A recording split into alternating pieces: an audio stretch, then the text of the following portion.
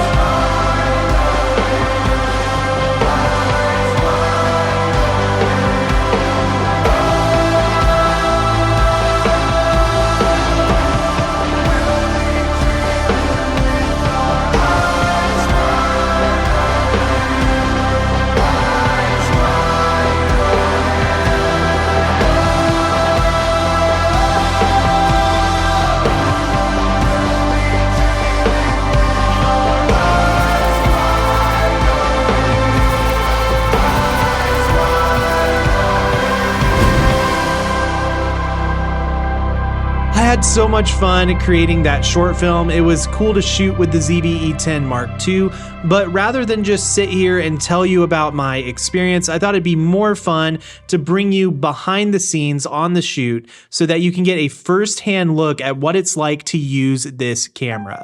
Let's check it out.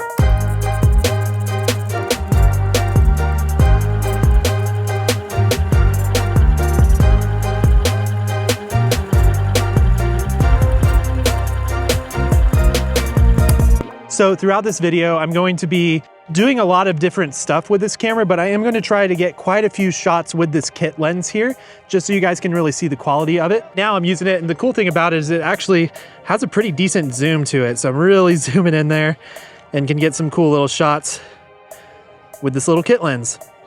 It's nice, compact, looks pretty good. All right, go ahead and like look, just kind of look down for a second, just like straight down. Maybe scan your eyes like from right to left, kind of like look around that way. So right now I'm about to get a shot of him kind of like doing his thing, finding inspiration. And it's kind of cool because I can just touch the screen and it will start tracking the pencil, which is pretty cool. Boom, just following him around. Yeah, just in the center, just forward, yep. All right, go ahead and scan the horizon.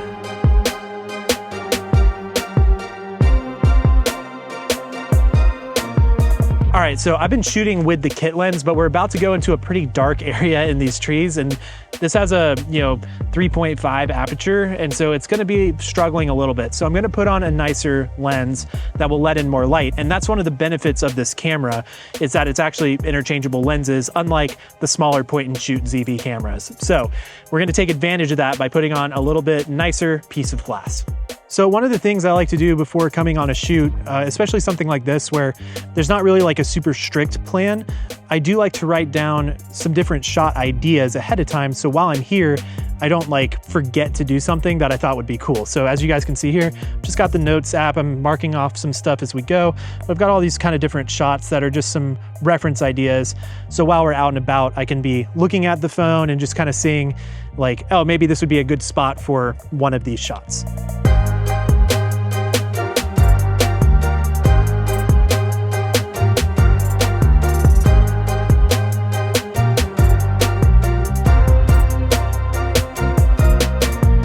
face this way with your whole body just a little bit more, almost profile. Yeah, that's good there.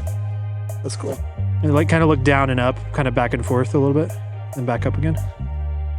Yeah, that was a good shot. Oh, that is cool.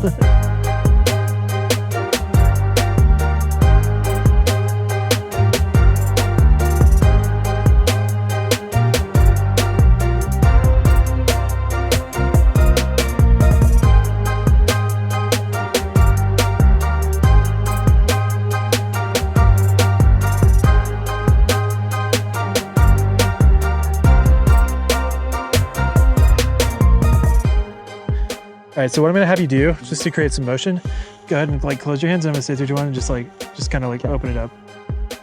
And then, all right, so this time do it. Open it up and kind of like twist a little bit. Okay.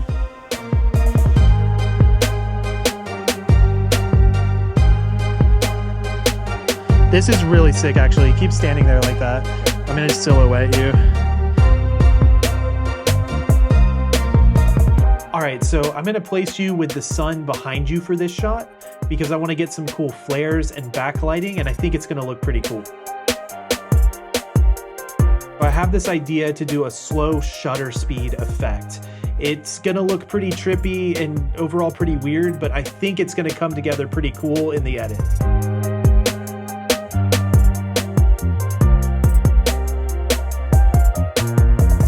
So one of the cool things about this camera is that we can actually quickly switch to photo mode because of the hybrid switch. So I'm gonna just switch to photo mode, and I was kind of inspired by the video shot I just got, but now we're gonna get a freeze frame. So boom, I'm in photo mode. All my settings are good to go, and we'll be ready to do this little shot. Boom, chilling. Slow shutter shot.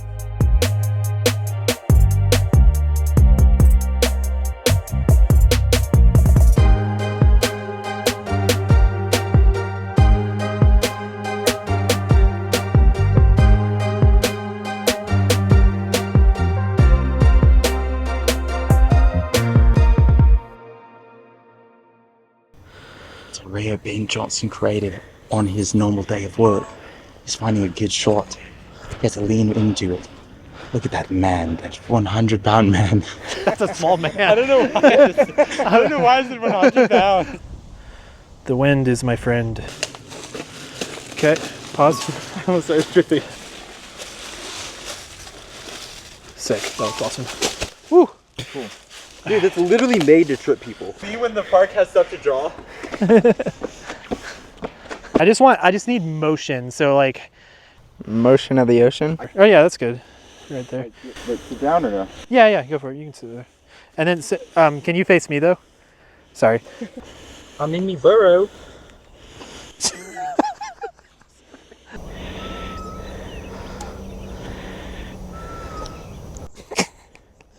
The noise is killing me.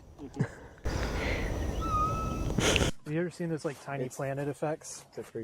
Oh. So it's recording everything around us. You just can't see it in the frame right now. That's cool. Wait, can we get a picture of this, Ben? I'm gonna be looking back through all this footage and be like, what in the world? Now that you guys have seen the behind the scenes of the shoot, I'd love to share some of my thoughts on the camera, some of the things I like and some of the things I don't. Let's start with what I like. First and foremost, the form factor. It's great. It's super fun to use. It's small, compact, easy to bring with you, lightweight. And I think because of that, it really allows me to get more creative angles and creative shots because it's just easy to maneuver the camera. Now, I did enjoy using the kit lens. It was fun, but honestly, the image quality from it is not the best. It's not the worst, but there's nothing really substantially great about it. It's got some range, but there's a lot of drawbacks because of the aperture values and all that. So it wasn't my favorite thing ever, but I do enjoy that on this camera you can switch out the lenses. So once I put one of my favorite lenses on there, it really made a big difference, especially in those low light scenarios. The game changer for me with this camera is having 4K 60. Having that slow motion in 4K is really what levels it up from the original. And I loved getting to use that in this camera.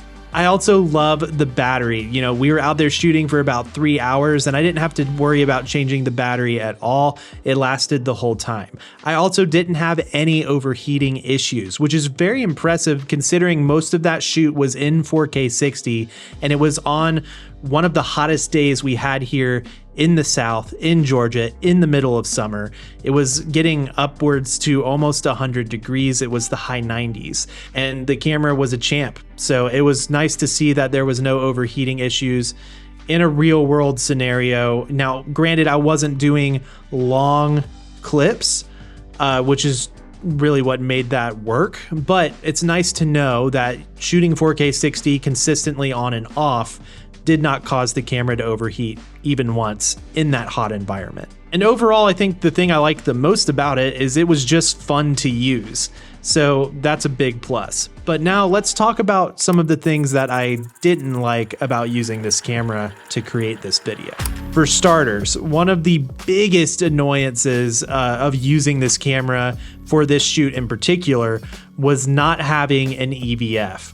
There was times where the sun was super harsh. It's, you know, we're shooting against it to create some cool silhouettes and, you know, backlighting and flares and all that. And it's just hard to see the screen.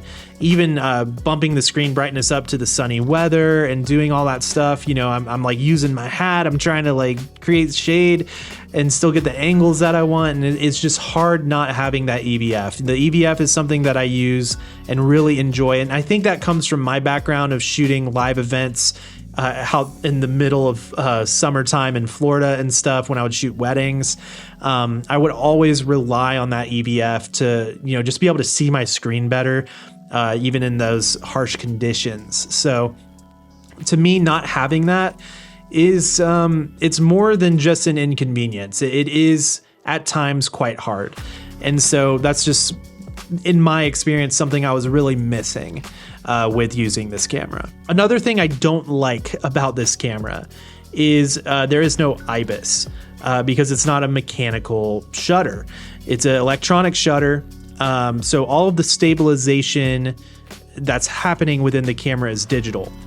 And that'd be fine if it worked better than it does.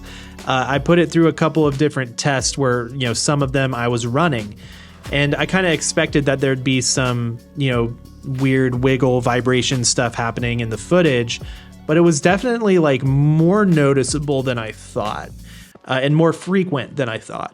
Because it would also happen on shots where I was very controlled, very still, not even walking, and just kind of like hand holding steady footage. And I was surprised to see some of those digital stabilization artifacts there as well.